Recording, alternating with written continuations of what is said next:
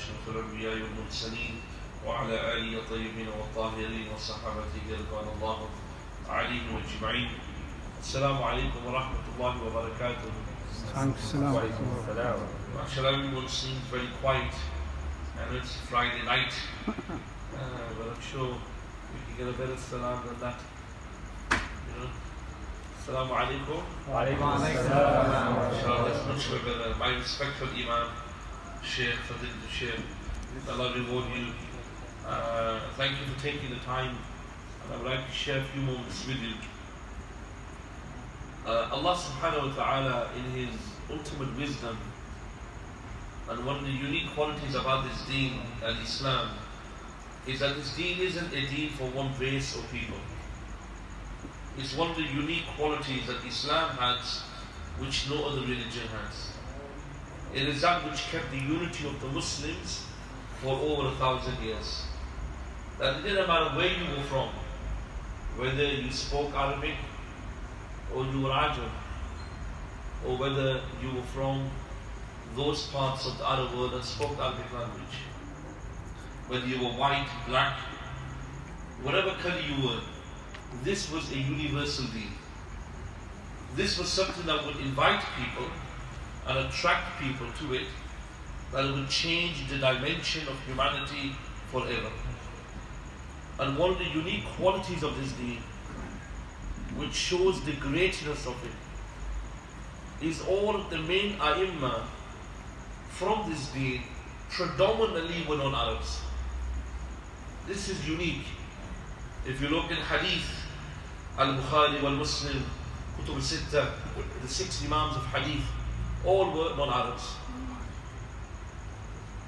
Why was it that Allah subhanahu wa ta'ala made this attractive? Was to show that this religion, it was sent to the Arabs, like Allah subhanahu wa ta'ala said in the Quran, Bismillah ar-Rahman ar-Rahim, لَقَدْ جَاءَكُمْ رَسُولٌ مِنْ أَنفُسِكُمْ, that indeed there has come to you a messenger from amongst yourselves. This verse addresses the Quraysh ultimately, that the messenger of Allah sallallahu alayhi wa alihi wasallam was from amongst them, and he wasn't a stranger. But the unique quality of this was no one had what we call a monopoly on it. It was a universal deen. And this knowledge continued. And the Sahaba were those people who before Islam were described by Orientalists, and non-Muslims have described the Sahaba before Islam as the most wicked and the most evilest of people. These were people that were uneducated, but yet when they entered into Islam, you had someone like Umar radiallahu anhu go from being Umar ibn al-Khattab to becoming al-Faruq. This is an amazing quality, that a man of his standing in society, who was a person of great qualities, would then go on to become someone like al-Faruq. It was something that took someone like al-Bilal, a black slave, and gave him such an honor that the first person that will enter into Jannah will be Bilal radiallahu anhu, a black man. And Australia, the United Kingdom, and the Western Europe want to talk to us about racism. They want to tell us about racism, when the first man who will enter into paradise will be Bilal. Bilal said to the Prophet, O Messenger of Allah, even before you, he says, Wallahi, even before me, Bilal. Bilal was shocked. How? He said, because I will be on my mount, and you will be holding it. And you will enter first, and I will be on my mount. This is the honor that Allah gave a black man. And then Allah gave him a greater honor, that Allah allowed him to go on top of the Kaaba, and allowed him to do what? To do the adhan. And from amongst these great people, you have our scholars.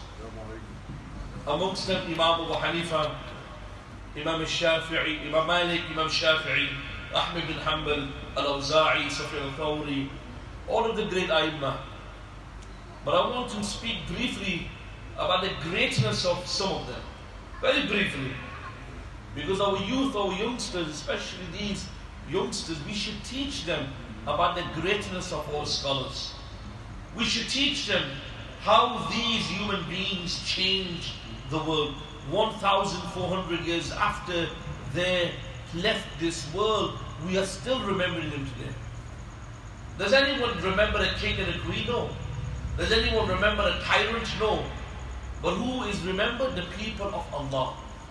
The men of Allah who struggled for Allah, who gave for Allah. Why do we remember Umar radiallahu anhu? For his sacrifices, for his dignity, for his justice, for his ability to distinguish the truth from falsehood.